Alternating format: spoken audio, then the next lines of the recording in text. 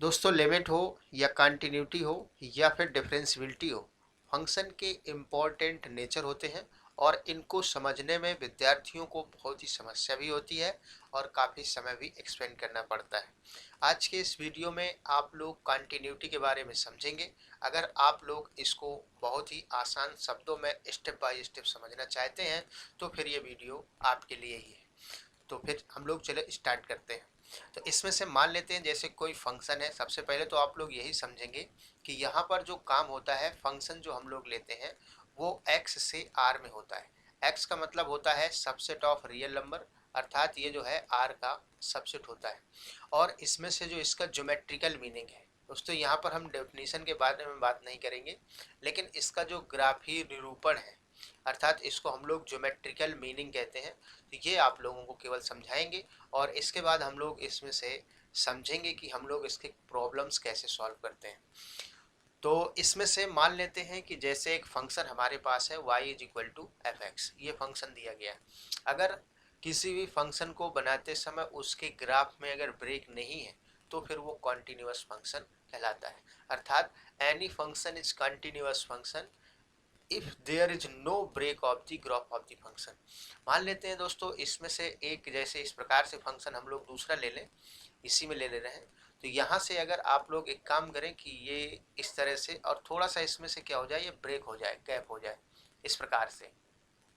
तो ये वाला जो फंक्शन आप लोग देख रहे हैं, ये जो फंक्शन है ये कंटिन्यूअस नहीं है। ये जो मान लीजिए कि f1x है, ये कंटिन्यूअस नहीं है क्योंकि इसमें से ब्रेक आ चुका है। और ये जो ऊपर देख रहे हैं ये y is equal to f x, ये सतत फलन है। तो आप लोग इसका जो याद रखेंगे वो ये है कि अगर फंक्शन के ग्राफ में ब्रेक नहीं होता है तो उसको हम लोग बोलते हैं कंटिन्यूअस फंक्शन। दोस्तों इसमें हम लोग वर्क कैसे करते हैं, काम कैसे करते हैं, ये समझना बहुत ही इम्पोर्टेंट होता है, क्योंकि इसी के द्वारा हम लोग जो है हर एक क्वेश्चन को सॉल्व करते हैं। मान लेते हैं कि हमारे पास जैसे एक ये कोऑर्डिनेट एक्सेस है, एक्स एक्सेस और वाई एक्सेस, इस प्रकार से हम लोग ले लेते हैं। और इस पर से एक फंक्शन भी ले लेते हैं जो है y is equal to f x, ठीक है ना। इस प्रकार से किसी भी हिसाब से आप लोग ले सकते हैं, इसको हम लोग कहते हैं y is equal to f x. आप लोग दोस्तों चाहे लिमिट निकालें या फिर आप लोग कॉन्टिन्यूटी चेक करें या फिर आप लोग डिफरेंशियबिलिटी चेक करें, सब एक पार्टिकुलर एक पॉइंट पर ही चेक किया जाता है। और उस पॉइंट को आर्बिट्रेरी लेकर के अगर कर रहे हो, पूरी लाइन पर एक एक पॉइंट लेकर के आप लोग चेक करते हो। तो यहाँ पर हम लोग ले लेते हैं एक पॉइंट, मान लेते हैं कि जैसे इस पर आप लोगों को कंटिन्यूटी चेक करना है, तो आप लोग क्या उनका वर्किंग मेथड होता है, कैसे आप लोग इस पर वर्क करते हो, वो आप लोगों को समझाएंगे। माना कि जैसे एक पॉइंट ए है और इस पर आप लोगों को कंटिन्यूटी चेक करना है। तो इसके लिए हम लोग क्या करते हैं, देखिए सबसे पहले हम लोग निकालते हैं लेफ्ट हैंड लिमिट, ठीक है ना। और उसके बाद निकालते हैं दोस्तों राइट हैंड लिमिट। और उसके बाद फिर आप लोग निकालते हैं वैल्यू ऑफ द फंक्शन। ये तीन चीजें आप लोग निकालते हैं और अगर तीनों बराबर आती हैं तब आप लोग कह देते हो कि ये फंक्शन जो है कैसा है, कंटिन्यूअस है। और यहाँ पर लेफ्ट हैंड लिमिट जो होता है, सबसे पहला पॉइंट आप लोगों को ये समझना है कि जो ये लेफ्ट हैंड लिमिट आप लोग देख रहे हैं, इसको लिखने का जो तरीका होता है, अर्थात ए पर लेफ्ट हैंड लिमिट हम ये समझा रहे हैं, left hand limit 8x is equal to a. सबसे पहले हम आप लोगों को इसमें लिखने का तरीका समझाएंगे, फिर उसके बाद इसका वर्किंग प्रोसीजर समझाएंगे। यानी लिखने का जो तरीका होता है अक्सर बच्चे भूल जाते हैं। तो यहाँ पर हम लोग अगर लेफ्ट हैंड लिमिट ए पर निकालना चाहते हैं तो इसके लिखने का तरीका होगा limit x tending to a minus, ये ध्यान रहे। और किस फंक्शन के लिए निकाला जा रहा है वो ये हो जाएगा, ठीक है ना। अर्थात ए पर अगर आप लोग निकालें लेफ्ट हैंड लिमिट, दोस्तों इसमें से आप लोग एक परपेंडिकुलर लाइन से इस पॉइंट को अगर जोड़ दें इस तरह से, तो अब हम लोग करते क्या है, इसका आगे क्या क्या प्रोसीजर होता है। दोस्तों इसमें से हम लोग जो है एक ये स्मॉल डिस्टेंस h लेते हैं, ये बहुत छोटा डिस्टेंस h होता है। तो बताइए अगर ये a पॉइंट है और ये h डिस्टेंस है, तो ये वाला जो पॉइंट बनेगा ये बन जाएगा a माइनस एच। अर्थात यहाँ पर अगर देखा जाए तो फंक्शन अगर y is equal to f x है, तो फंक्शन की वैल्यू इस पॉइंट पर जो होगी वो एफ ए होगी, ये तो क्लियर है। और इसके बाद अगर आप लोग इस पॉइंट पर निकालना चाहते हो तो इस पॉइंट पर जो फंक्शन की वैल्यू है वो F of A minus H हो जाएगी।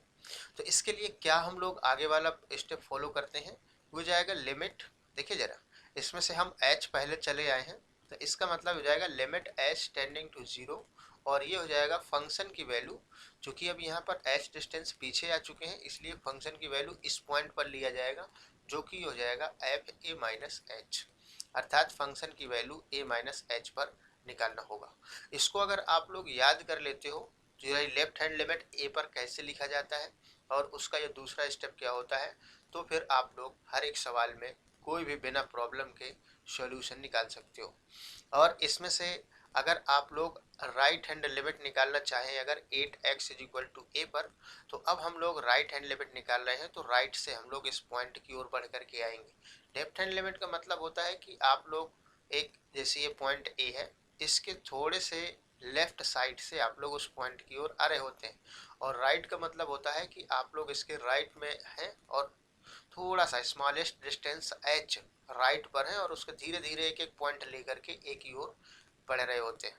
तो यहाँ पर हम लोग लिखते हैं लिमिट x टेंडिंग टू, और a प्लस राइट हैंड के लिए ये लिखा जाता है, और f ऑफ x। अब आपको यहाँ पर बताया गया है कि इसमें से h डिस्टेंस राइट पर अगर आ जाएंगे तो फिर ये पॉइंट a प्लस एच बनेगा।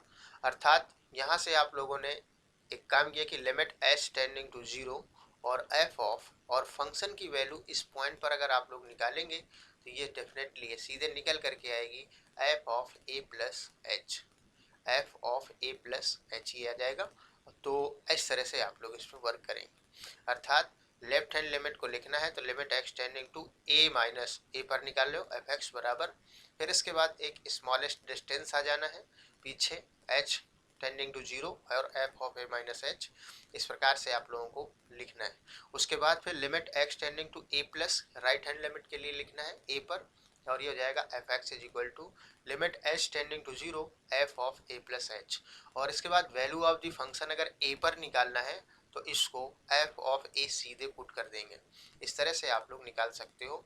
और अगर ये तीनों बराबर आ जाता है, लेफ्ट हैंड लिमिट और बराबर आ जाता है राइट हैंड लिमिट, और ये बराबर अगर आ जाए वैल्यू ऑफ द फंक्शन, तीनों अगर बराबर आ जाए, तो फिर आप लोग कह सकते हो कि ये फंक्शन कैसा होगा, कंटिन्यूअस फंक्शन है।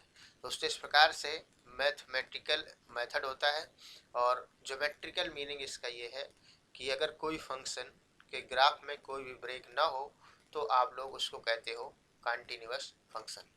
आज के इस वीडियो में आप लोगों को इसका जो है हमने थोड़ा सा ब्यौरा दिया है, और उसके बाद नेक्स्ट वीडियो में आप लोगों को इसके सवालों को हल करना सिखाएंगे। तो thanks for watching, take care. अगर दोस्तों आप लोगों ने हमारे इस यूट्यूब चैनल को सब्सक्राइब नहीं किया है, तो इसको सब्सक्राइब करके बेल आइकन को प्रेस कर दें, ताकि आप लोगों का आगे का कोई वीडियो मिस ना हो और आप लोग हमारे साथ बहुत ही अच्छी स्टडी करते रहें। Thanks for watching, take care.